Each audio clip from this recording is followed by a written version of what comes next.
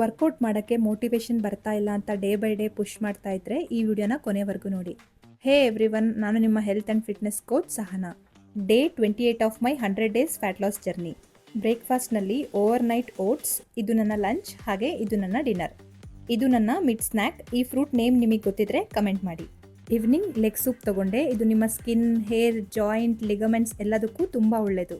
Day 28, ನನ್ನ body weight 72.8. ಇವತ್ತು ನಾನು ಕಂಪ್ಲೀಟ್ ಚೆಸ್ಟ್ ವರ್ಕೌಟ್ ಮಾಡಿಕೊಂಡೆ. ಯಾರೆಲ್ಲ ಮೋಟಿವೇಶನ್ಗೋಸ್ಕರ ನಿಮ್ಮ ವರ್ಕೌಟ್ನ ಪೋಸ್ಟ್ಪೋನ್ ಮಾಡ್ತಾ ಇದ್ದೀರಾ, ಪ್ಲೀಸ್ ಡೋಂಟ್ ಡೂ ದ್ಯಾಟ್. ಇವತ್ತೇ ಸ್ಟಾರ್ಟ್ ಮಾಡಿ. ಒನ್ ಫೈನ್ ಡೇ ನಿಮಗೆ ಮೋಟಿವೇಶನ್ ಇಲ್ಲ ಅಂದ್ರೂ ವರ್ಕೌಟ್ ಮಾಡಬೇಕಾಗಿರೋ ಪರಿಸ್ಥಿತಿ ಬರುತ್ತೆ.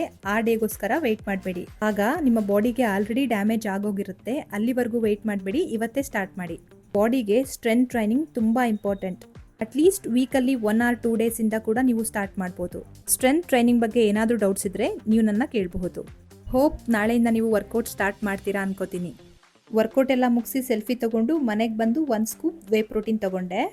Finally day 28 successfully completed. ಈ ಥರ ಡೇಸ್ ಕೌಂಟ್ ಮಾಡೋದ್ರಿಂದ ಮೋಟಿವೇಶನ್ ಜಾಸ್ತಿ ಆಗುತ್ತೆ. ಟ್ರೈ ಮಾಡಿ. ನಿಮ್ಮ ಫ್ಯಾಟ್ ಲಾಸ್ ಜರ್ನಿನ ನನ್ನ ಜೊತೆ ಸ್ಟಾರ್ಟ್ ಮಾಡಿ. Eat healthy, stay healthy. Thank you.